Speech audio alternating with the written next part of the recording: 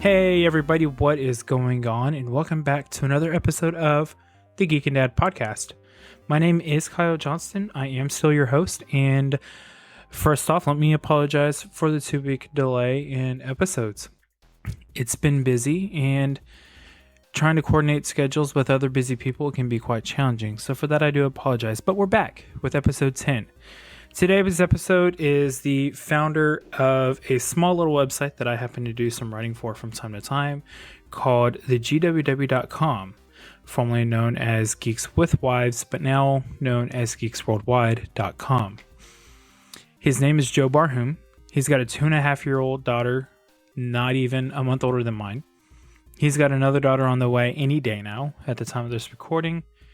And he's just an all-around cool guy who has his priorities in order. In fact, we get into that in this podcast. Instead of Maslow's hierarchy of needs, we hear about the Barhoum Hierarchy of Needs. So with that out of the way, I hope you sit back and enjoy this episode of the Geekin Dad podcast with Joe Barhoum of thegww.com. But then again, at the same time, like, we co-sleep, so she goes to bed when we go to bed anyways. So it's like, okay, well, she stays up later. Well, that means it's more time for mom and I together too. So it's like it's a double-edged sword. Yeah, I suppose that's the difference, is that you guys do the co-sleep method. With us, we just want, we got her in her room, and at some point we've got to say goodnight. We had a really hard first year with her not sleeping. So, Yeah. And she's 2.5 now. So we treasure the fact that she's been a really good sleeper the last year and a half. When's her birthday? February 27th.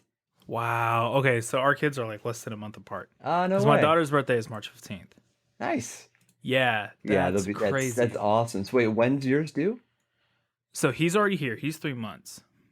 You just had a kid? In fact, he came on Father's Day. That's amazing. Yeah, it was fun. It was very quick. We did a birth center birth. Yeah. So Saturday night we go to bed. Sunday around 3:30, I think it was, Jessica wakes me up. She's like, "Hey, I'm not sure what's going on, but be aware." She gets me at 4:30 and she's like, "Okay, either you need to get up or I'm calling my mom to come over because I'm having contractions." So that got me up, and then by 7:30 he was here. So basically it was 4 to 7:30, give or take, from start of labor to finish, and we were home by noon. It was great. It was ridiculously fast. That never happens. And it was ridiculously amazing because it was like, wake up stupid early on Father's Day. You're home by like lunchtime on Father's Day. It's like, wow, that's fast. And then then there were two, as they would say. That is awesome. Yeah, it was pretty fun. And then, okay, so your second girl, she's due October 17th, but we're expecting her, they say she's going to come early. Well, we're in the danger zone now then, because Beth's a little over 2 weeks away. Yeah, it's danger zone. So I'm starting to work from home half the day. Yeah. And, trying to hand off as much as I can to other people. That we're expecting it's going to happen anytime now. Okay, so what do you do? So let's take a step back. You've got the GWW.com. You've got your day job, married, kids. Well, soon to be kids. Yeah. So what do you do for your day job? So I manage sales for a consulting company. We implement and support Oracle software. Oh, wow. Okay. Yeah, it's a niche, but it's pretty fun. Yeah. Yeah. Oracle. Wow. I haven't heard someone work with that stuff in a long time. It's hot, actually. It's pretty hot. Yeah. It's picking back up again, I guess, huh? Yeah, it really is. Oracle, they've evolved a lot over the years, but their business has really evolved in the last few years. They've started to migrate a lot of their software to the cloud. So the hundreds of thousands of customers that they have, whether it's a slice of Oracle software or the whole suite, they're now talking to them about migrating. They found a whole new revenue stream. And for us, it's revitalized our business as well, because now we're working with a lot of companies instead of just a few.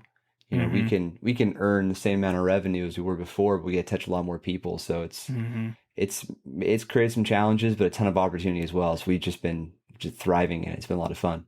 And so have they moved more towards a SaaS model That's with exactly this what move it to the is. cloud? Yeah. I Yeah, mean, they still maintain the on-premise software as sure. well, but That's where the eventually money is, though. everyone, yeah, and that's what it's all about. They control the whole stack, so they can control how the software is deployed, and they can try to standardize as much of the business processes as possible. But Oracle's really known for allowing you to adopt any business process you want into their software, and by Hmm. putting it all in the cloud now, that isn't always as true, but they've created some extensibility options. So it's still there for some companies that just have tremendous amounts of integration or complex business processes and business rules that are Yeah, just required to operate their business. They can still run an Oracle in the cloud versus Oracle on premise. So they've created a lot, and they've created a ton of new revenue opportunities. It's pretty sweet. that's pretty awesome. And then you've got the GWW.com. How long have you had that? Oh my gosh. So I started GWW. It was called Geeks with Wives. That was back in 2010, conceived in 2009. So 6 or 7 years. What how did Geeks with Wives come to be in the first place? I've always enjoyed writing. Hmm. And I think I knew once I got married and we had a few months or a year into our marriage, I was like, yeah, game time is going to start taking a hit.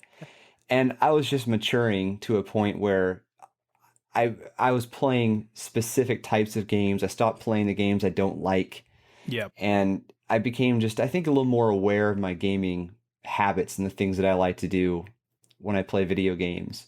So it became more of a quality issue instead of a quantity issue, and that I think really infuriated or not infuriated, but infused my writing.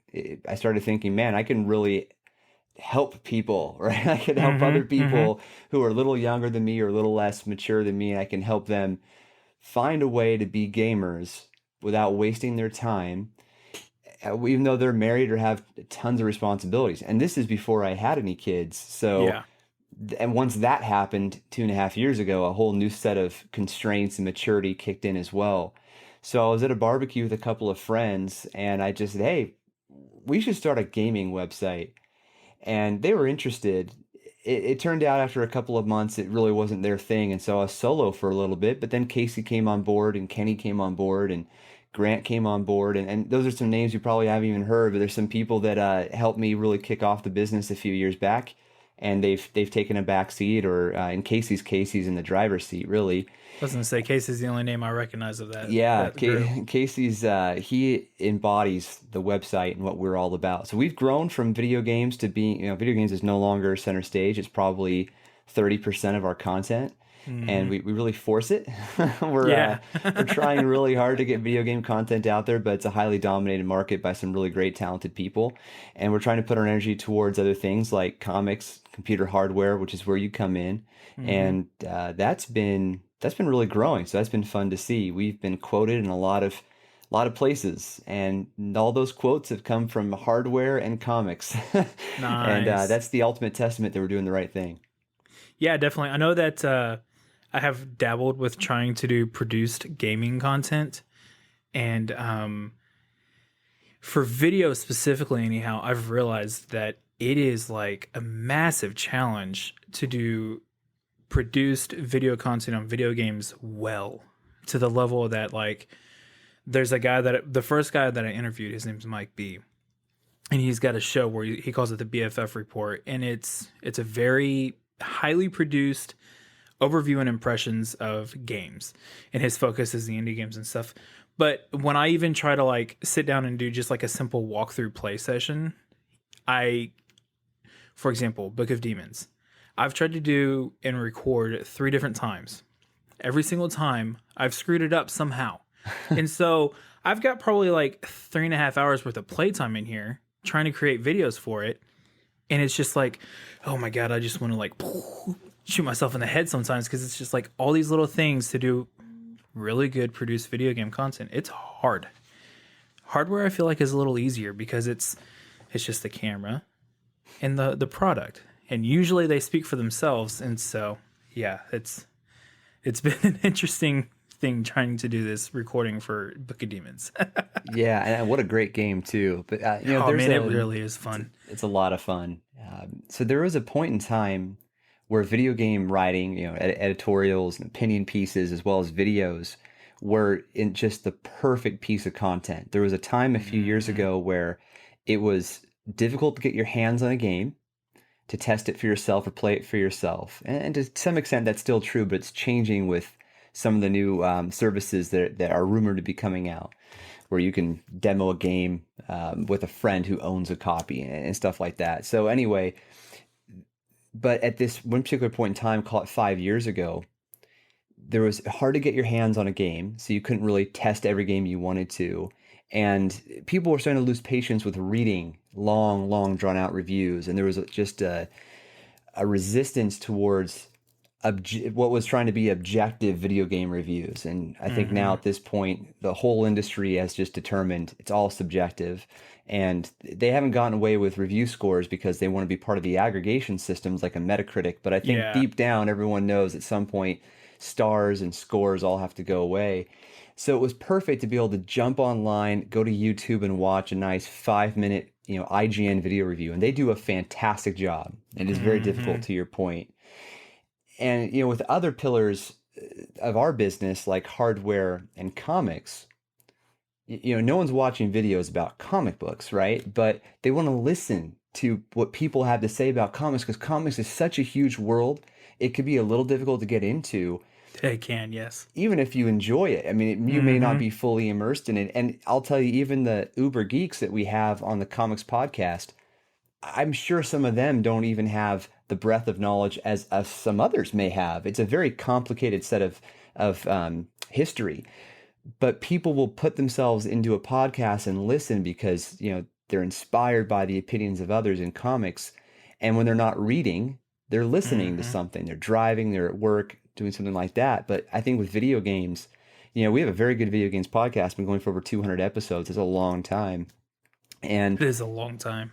that show, I mean, there aren't a lot of video game podcasts out there that have made it that long. The big Yep. ones that have been around the longest, Gamers with Jobs, they've been around forever. They're mostly PC gamers. I think that has a lot to do with it. Plus, they built their community 10 years ago, 12 years ago, but way back when there weren't video game reviews Yeah. as videos. It was all written.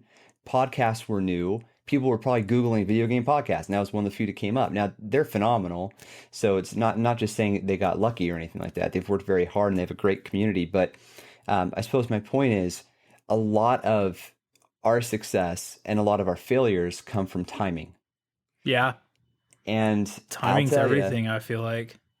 for a lot of things, it's all about timing, and you got to put yourself in a position to be successful. But as far as video game reviews go specifically, I wouldn't worry too much about the videos. They're hard. What I do on occasion when I'm ready to review a game, which I don't do too much, I'll just do a 10-minute.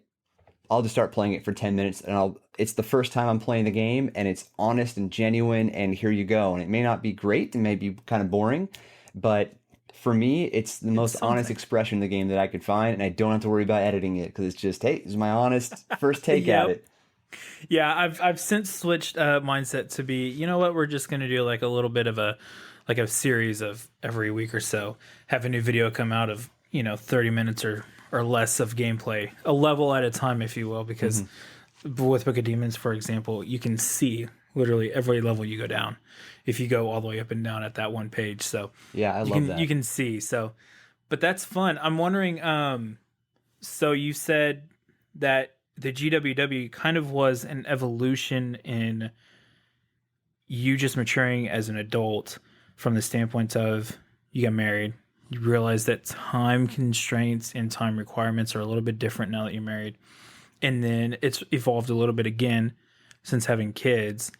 And then we both just realized that our 2.5-year-olds are literally less than a month apart. How much like playing of games do you do with your 2.5-year-old? It's surprisingly more than I thought I would, but Yeah. not very much. I've tried recently. She's getting at the age now where you could kind of try. 5 months ago, you couldn't really try. At least I didn't No. feel like I could. Mm-hmm. So my daughter she's very, very girly, Mm. very, very girly, Yes. and that's fine. She's the sweetest thing in the world to me. but she's very girly. So for her, it's all about experience, and she wants to have quality time with her dad. So Mhm. I'll sit her down on the couch, and I don't want to play anything violent, but all I have are violent games because I don't like Yep. racing games or sports games. So Yeah. the most comical or least violent thing that I have in my library that's somewhat kiddie is Ratchet and Clank. Oh, okay, that's fair. Yeah. It's not, I mean, it's definitely more violent than I thought I would show her, but she doesn't really pay attention too much. What she wants to Yeah. do is hop on the couch with me. I've got my controller, she has her controller, and she thinks she's playing with me. And Mm-hmm. she just goes, "Where's Ratchet? Where's Ratchet? Oh, hey, there's Ratchet. Oh, he's so cute."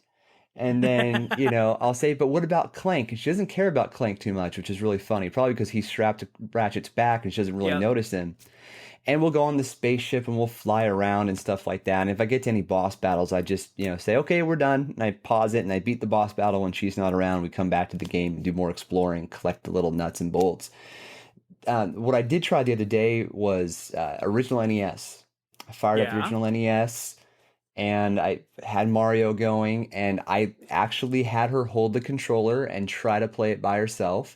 And of course, at 2.5 years old, her coordination isn't good enough, but Yep. she was playing, and I think she appreciated that she got to play Dad's games. That's awesome. Yeah, it was really How cool. excited does that make you for their NES Classic that they're re-releasing Yeah, I with can't wait for small that pre-order to come handheld and up. I know, Yeah, right? gosh, I've been watching that thing almost every day.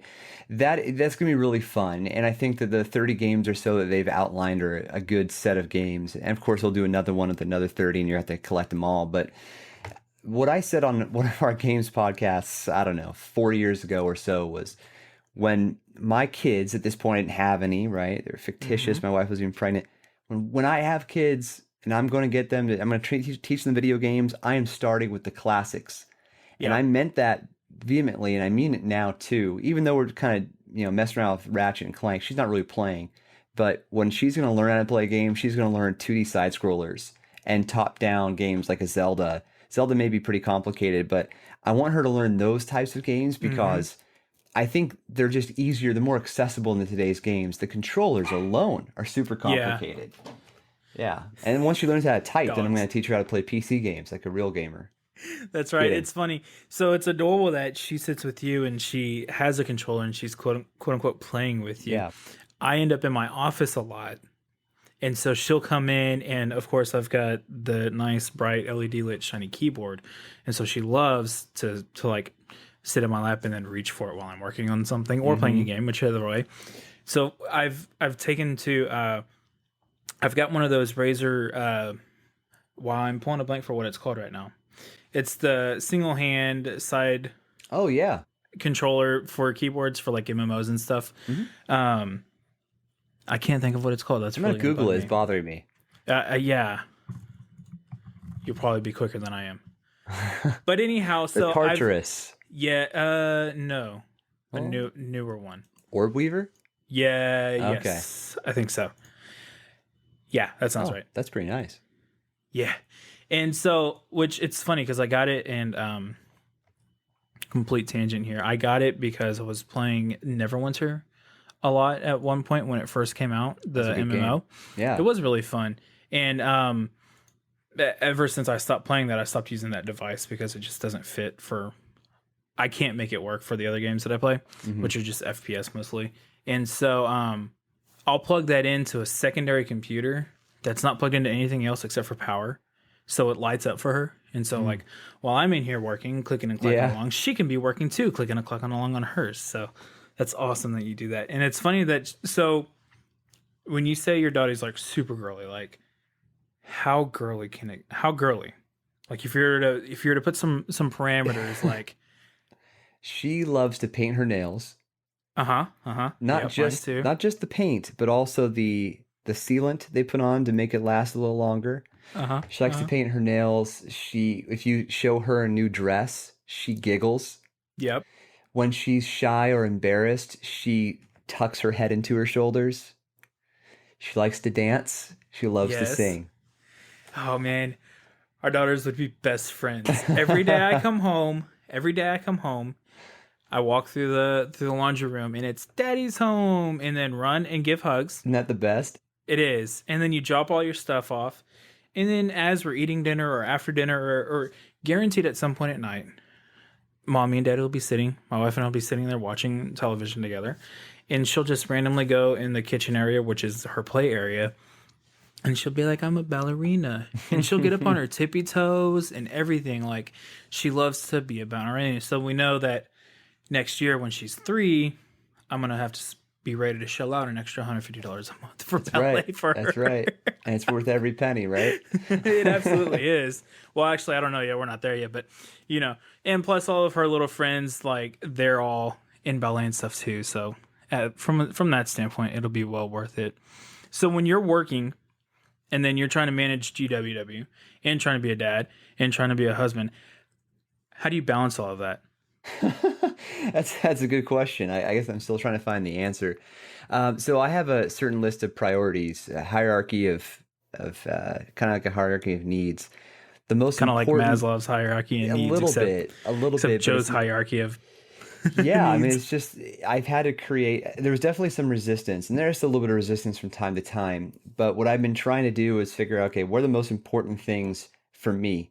Well, if if everyone's happy and healthy, then I need to make sure that I'm healthy, right? So my family's Hmm. health comes first and their happiness comes first. So if there's something my wife really wants to do and she wants to do it more than I don't want to do it, then she gets to do it. And if Mm. that means I stay home with my kid and I'm on dad duty 4 nights a week, that's how it'll have to pan out, right? My wife's Hmm. happiness comes before mine. So, um, but assuming everyone's happy, then my happiness will come from making sure, number one, I get enough sleep, which I don't generally get enough sleep. Yeah. The past 2 nights, I haven't slept more than 5 hours. So at this Mm. point, I'm ready to go to bed. Yeah, I I need to feel you. catch up. Now, if I've gotten enough sleep, again, everyone's happy and healthy. Then number two is I make sure I get my exercise in. So I try to get at least 4 or 5 days of exercise, 30 minutes to an hour. Nothing crazy, just enough to kind of keep the muscles moving and stretched. Hmm. Now, if I can accomplish those two things, I know I'm going to get a good night's sleep. I've gotten my workout in. It's a workout night or workout day. Then I get a chance to play video games. And I can tell my wife, hey, I'd love to sit down and watch Longmire tonight on Netflix, but I really need to get my workout in. She's like, great, go do it. But if I say, hey, I know we want to sit down and watch Stranger Things on Netflix tonight, but I'm going to play some video games with Grant, she'll say, no, we're snuggling on the couch. And I don't blame her, right? So those things have to come first before I can do the things that I want to do. Now, I have one problem managing everything, and that's just I like to work. I enjoy working. I like to be productive. And I mentioned a lot about our company earlier. What we do is, well, I already said what we do, but what it causes me to do is work a lot because we're stretching and growing the boundaries of our business. We used to be, a company that only did business with a handful of companies. We made our nut off of that, and they were Hmm. all in the Pacific Northwest. Well, people aren't spending as much money as they used to, and Oracle is making themselves viable by having this cloud application suite. So we have to touch a lot of companies. So we've moved our business outside the Pacific Northwest across the country, not 100%, but mostly. And that's my job, is to get us into new markets. And there's a lot that comes with that. And so I can always work. There's always stuff for me to do. Yeah.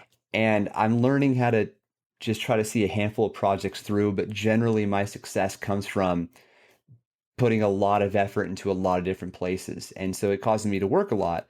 So that leaves one little important thing unattended. Again, everyone happy, everyone healthy. I got my personal stuff done, and that's Geeks Worldwide. Earlier I said Geeks with Wives. We rebranded last year. So Hmm. Geeks Worldwide, the GWW.com.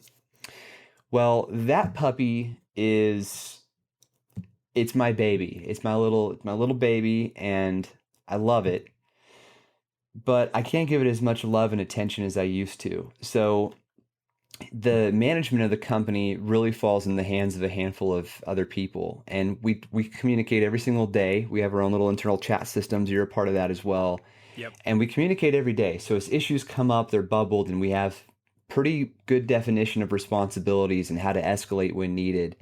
But the things that I want to do for the site goes back to the things I wanted to do 6 years ago, which is content. So I try to put my GWW energy towards more content and less management. Now there's all the finances and accounting and legal stuff I have to deal with, and that takes up time every month. But closing the books and stuff like that. But Mm-hmm. we don't have a lot of transactions, so it's not too bad. But Yeah. it's something that has to be done and it has to be accurate. So once that's taken care of, then I like to put my energy towards content creation. And mostly it's writing. And I have a good relationship with the folks at Lenovo, so they tend to send me hardware in bundles. I mean, they'll send me, or in batches rather, they'll send me 3 laptops one day. Okay, great. And then 6 months later, they'll send me 2 desktops and 4 laptops and a tablet. And oh my gosh, what am I going to do? I got to get all this stuff tested, reviewed, videoed, edited, produced in 2 weeks. And it's as hard as it sounds. Yeah. So it's Yeah. and then sometimes there's games that I really want to play, like Book of Demons. Now I bought Book of Demons, but I got us review codes because I was so enamored by the game. I felt like somebody has to cover it. I can't cover it because I'm too biased to cover it. I paid for the game, Yep. and I'm a huge Diablo fan. I'm friends with David Brevik, who gave the game a thumbs up. Like I don't have the capacity to be able to review this game appropriately. So I got some review codes, and there we go. And I do this a lot. Star Trek Mm-hmm. Online. I played Star Trek Online 5 years ago, 6 years ago, and it's now on PS4. Well, Yeah. I'm playing it, but someone's got to review it, and there's no one in the team of 40 people, I guess only about 10 or 15 game writers, that wants to review the game. So I'm on it. I'm going to review the game. I started playing it. I started over today with that mindset of I'm going to review this game.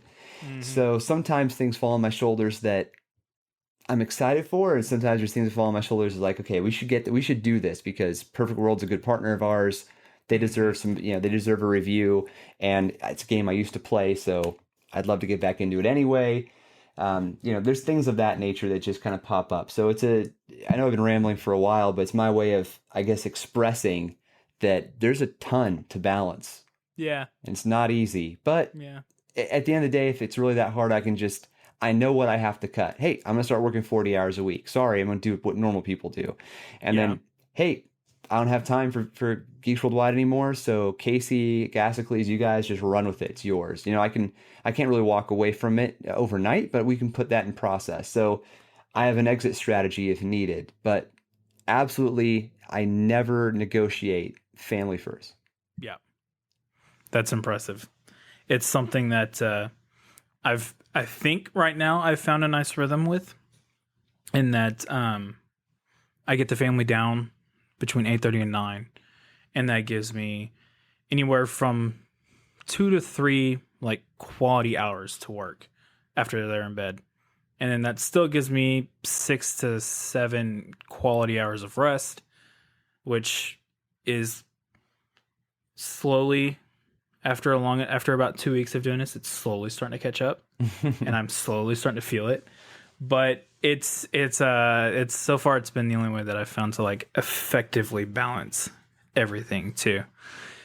Although I don't have the added pressure of managing actual people and making sure that everybody's happy and doing what they're supposed to be doing and all that fun stuff. And also I don't have the added pressure of like going and trying to bring our product into new markets and stuff like that. But be that as it may, Yeah. I still feel you on the trying to balance it all.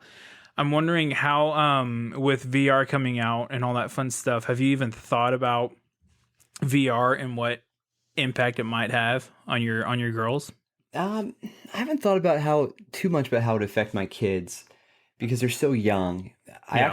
I bought an Oculus Rift a few months ago, maybe 2 months ago, and I reviewed it for the site. I tried out I don't know how many games, maybe a dozen different games, and I was doing really well with it.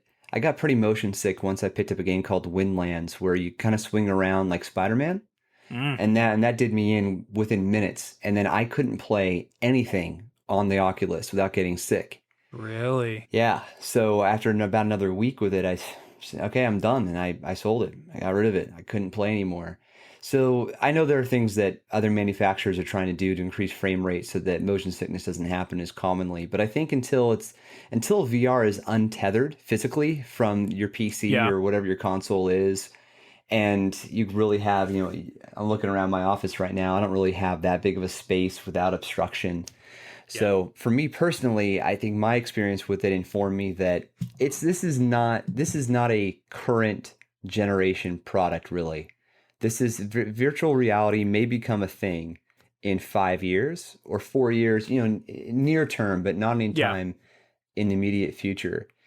As for my kids, I showed the Rift to my nieces and nephews that the ones that tried it range from 6 years old up to 13.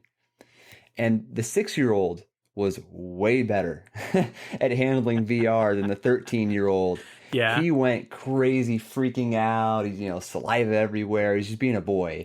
And the 6-year-old girl, my niece, she was great. She wanted to walk off the ledges and she wanted to explore everything. She did a great job with it. I think because she hasn't had as much experience with reality, so virtual reality didn't quite spook her.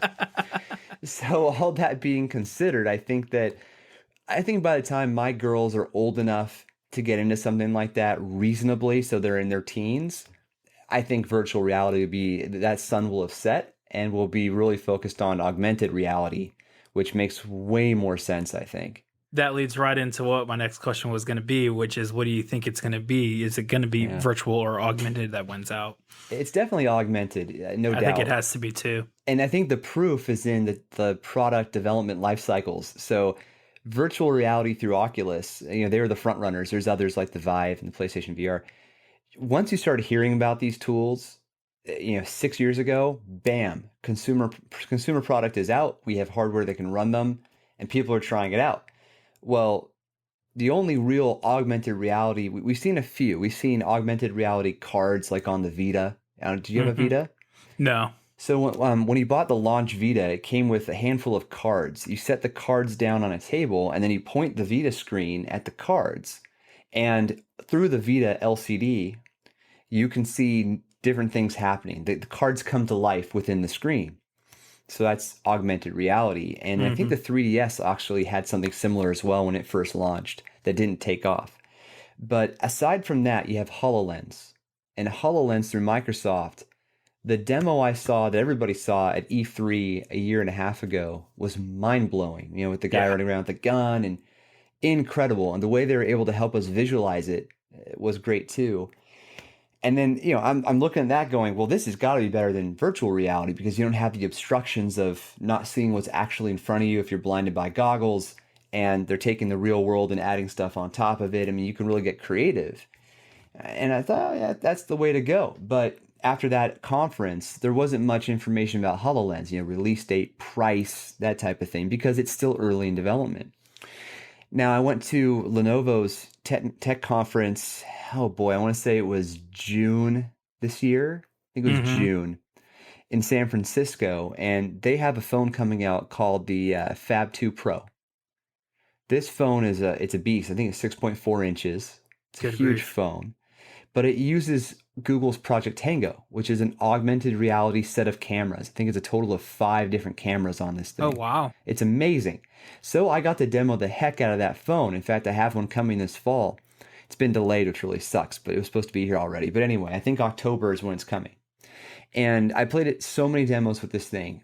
Demos where you point the camera at your living room. They had a fake living room set up, and the camera can sense the distance between every object in the room and the diameter of a piece of wood.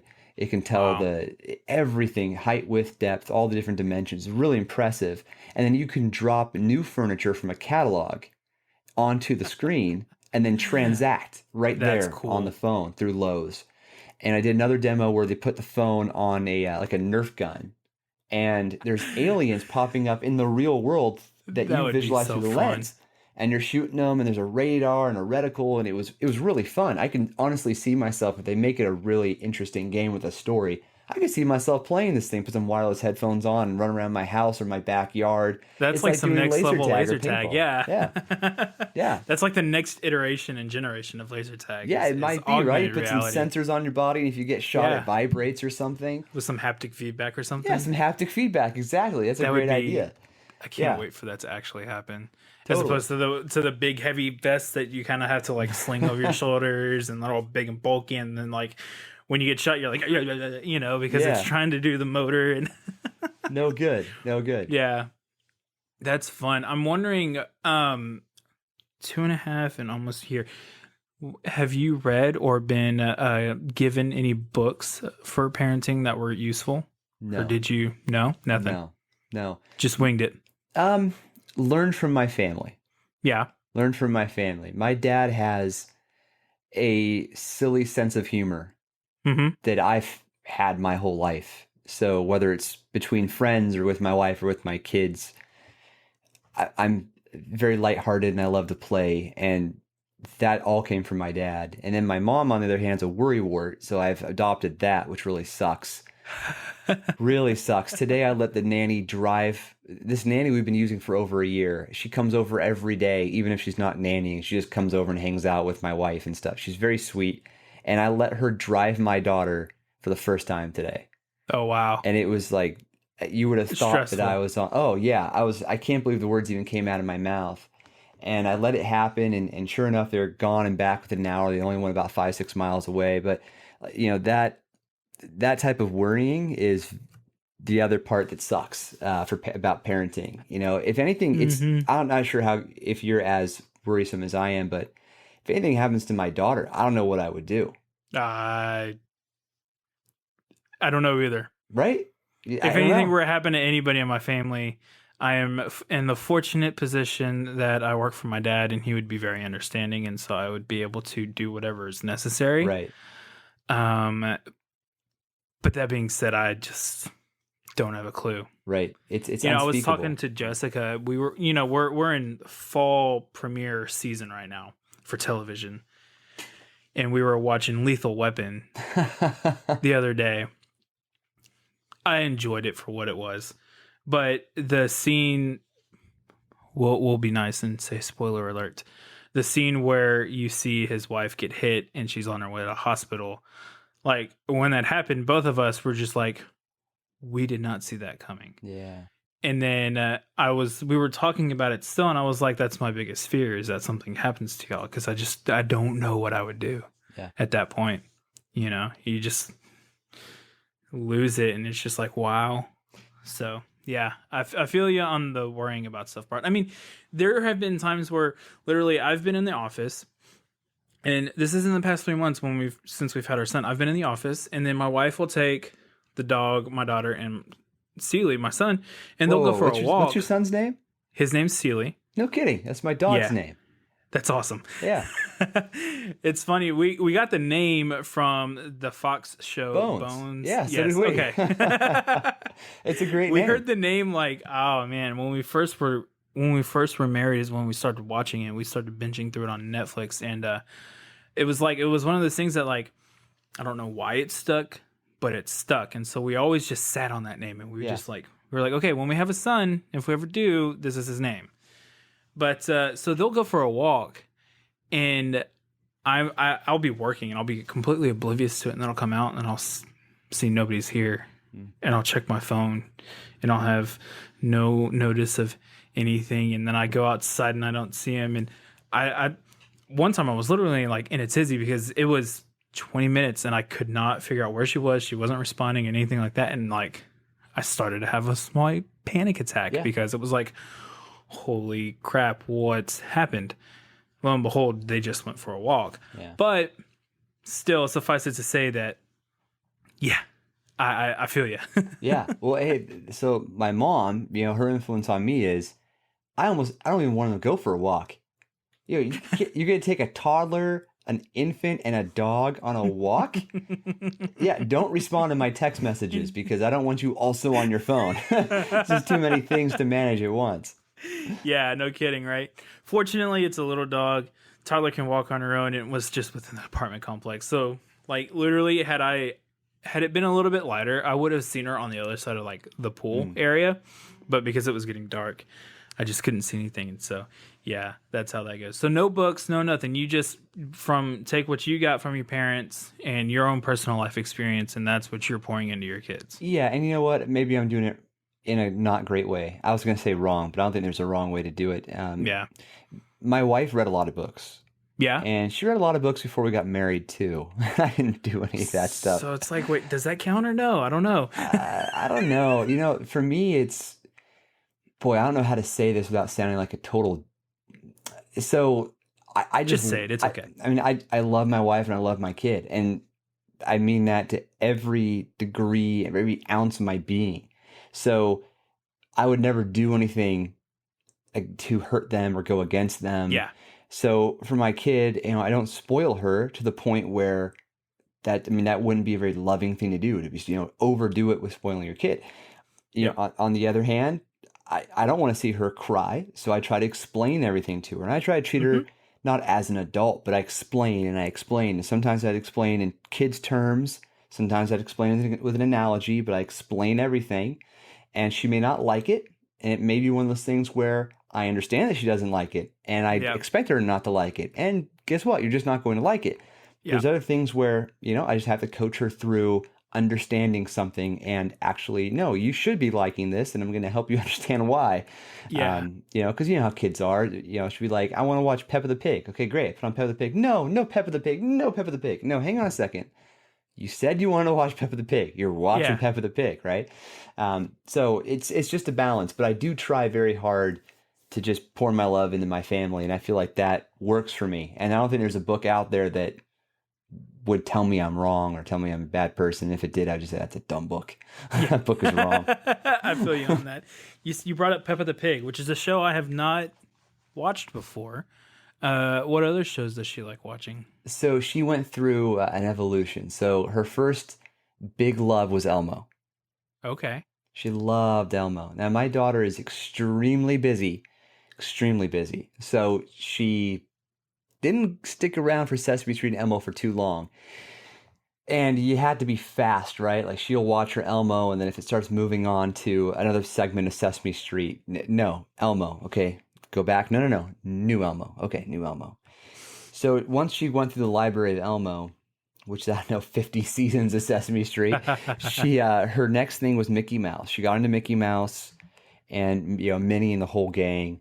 And then she went from them to Shaun the Sheep and Peppa at the same time.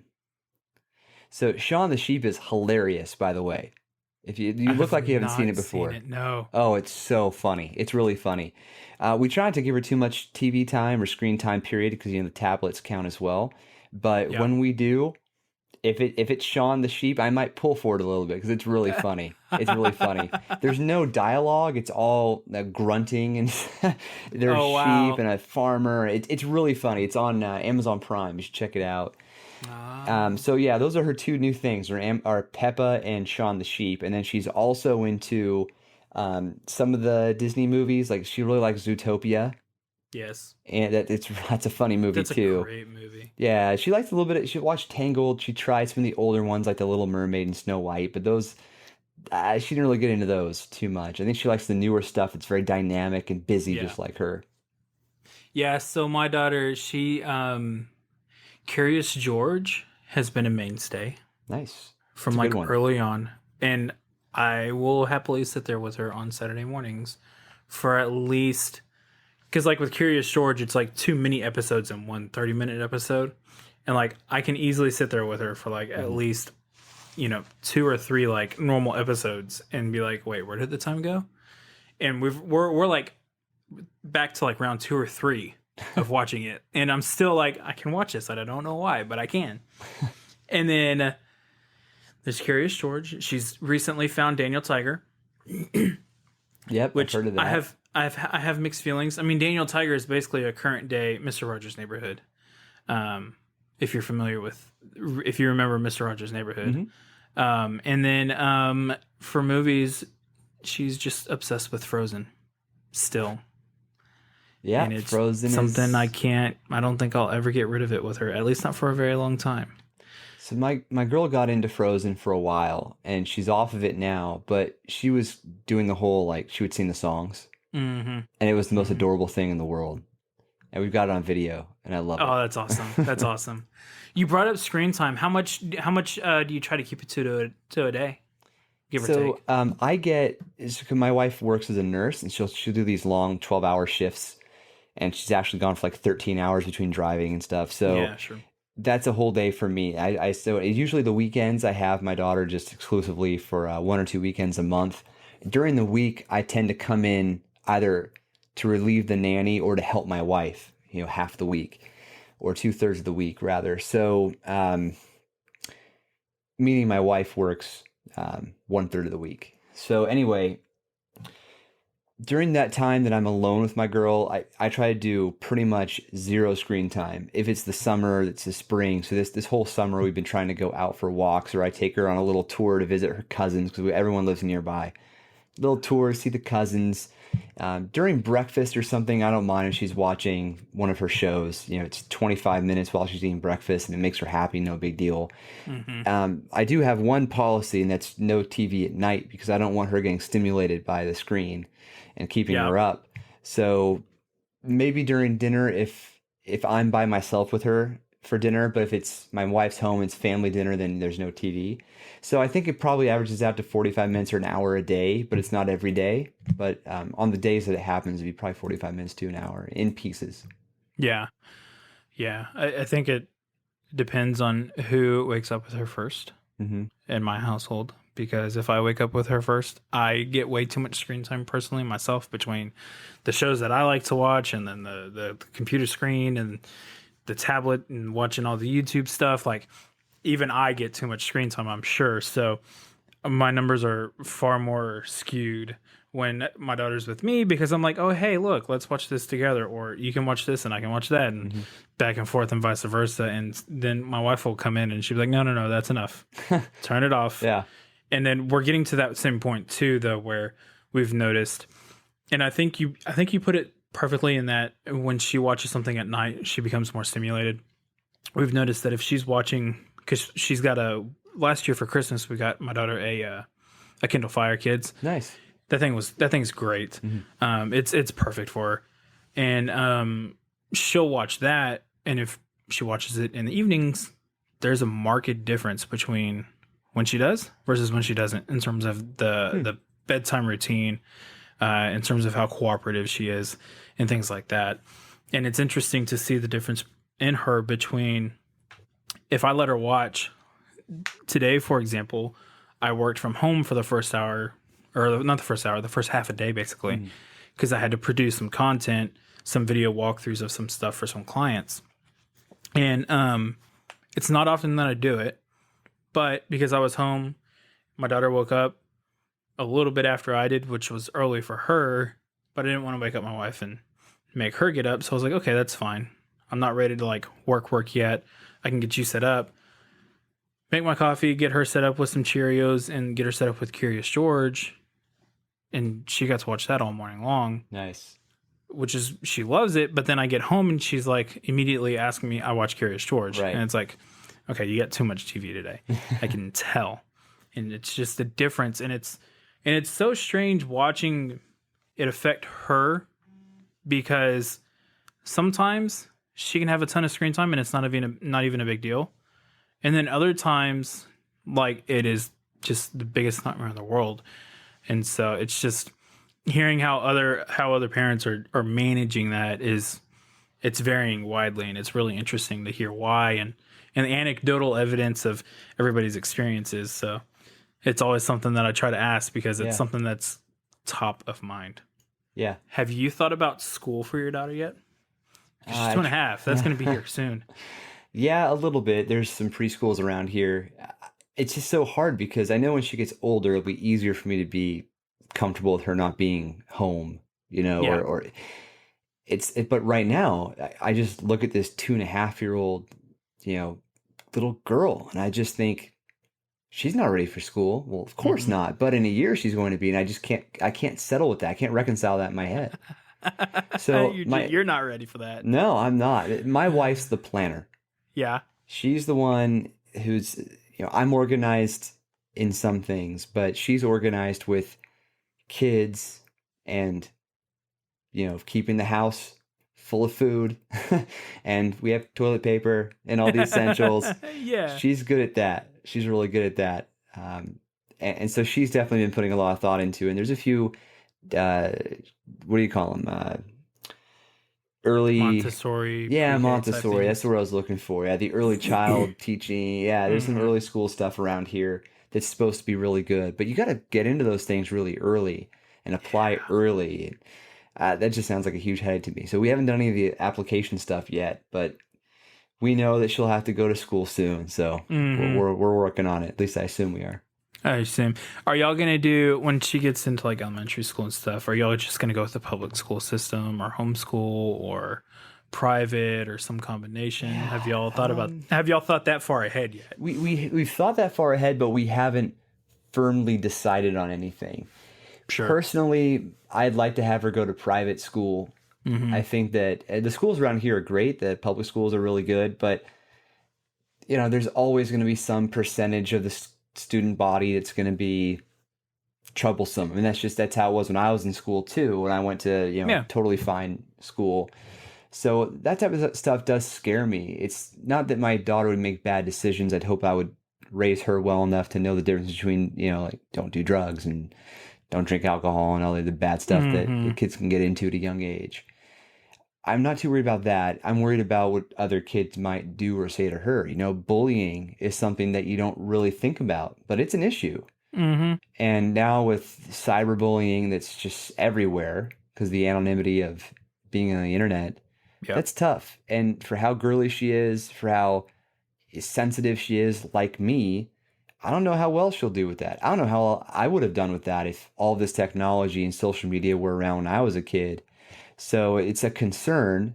And I'd like to I think a private school might be a little more controlled, not safer necessarily, but a little more controlled Yeah. with smaller class sizes and a more intimate relationship with the other parents and stuff like that. So that's kind of what we're leaning toward, or at least I am. Nice. Yeah. It's an interesting conversation that when my sister, who her son is like basically 6 months older than my daughter, he's gonna turn 3 next month. Um, when she enrolled him in the little school at the church that we grew up in, I was like, holy crap, I got to start thinking about this stuff.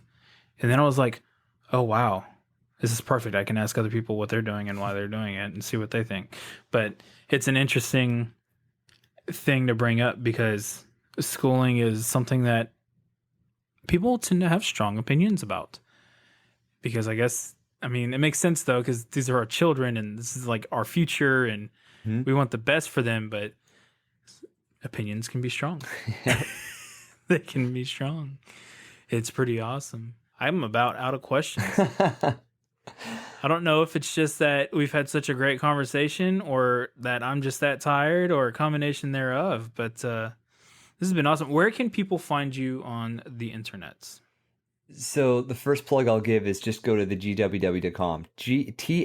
THEGWW.com. That's Geeks Worldwide, and that's where you get to hear from people who know way more about the subject matter of video games, computer hardware, and comics, and cosplay than I ever will. So that's a great place to go. It's our community, and my DNA runs through that site. Mm-hmm. To personally reach me, you can always just find me on Twitter, Joe Barhoum. I'm not very creative, apparently. I Yep. just Yep. went with my name. It's a rare one, so I'll go with it. It's effective. Yeah, it works. But I don't mind hearing from people. Yeah. If people have questions, they want to try to do what we did here at GWW on their own. Happy to give guidance and help. They want to create a podcast, happy to help. They want to find a place to put their podcast. We have 7 podcasts under the GWW Radio banner, so you're welcome to pitch it to us and run it through our systems and that type of thing. And we're always looking for more writers too. So if you're interested in that type of stuff, let us know. But yeah, that's, I guess, the best way to reach me is through the site or through Twitter. And then another plug for the GWW. We've also got that. The app is called Group Me, which if you're just looking for a place to talk about these things, comics, games, whatever, definitely find either one of us and we can get you brought into those channels, because there have been some how should I say, spirited conversations Yes. that Yes. occur in these channels, and they're always enlightening and always good. We've had some people rage quit the channels and then come back. It's pretty fun. And then you'll also Yeah. have people who will like, oh wait, I have finals. I need you people to shut up. So Yeah. I'm literally gonna leave, and then I'll be back after finals. So Yeah. everything in between. All right, man. Well, hey, thank you for your time. I know that you're tired, just like we all are, being parents, working and doing our side thing as well. So thank you for your time tonight, sir. Thank you for having me. It was my pleasure. Appreciate all the Yeah. questions and the conversation. Absolutely. Have a good night, man. You too. Alrighty. Thank you all so much for listening to this episode with Joe Barhoum. Thanks, Joe, for hanging out with me. I know we were both pretty tired last night during this recording, and I know that, when fatherhood calls, we have to answer that call. And last night it was definitely calling you. So thank you for your time, Joe. And thank you, everybody, for listening. If it's not for the listenership, I don't know what I would be doing. If it's not for your ears and your time, there'd be no point in doing this. I'm just a dad trying to figure it out, just like most other dads. And find me on the internet at Geekin Dad pretty much everywhere. You can always email me directly, kyle@geekindad.com if you'd prefer. And for show notes and everything along the likes, you can go to geekindad.com/podcast to catch up on that. And as always, if you'd leave me a review, that'd be super helpful. It helps get the word out, and it helps me know where I'm doing things right and what I can do to improve. And I'm always looking to get better. So thank you all again so much for listening. And until next time, geek on.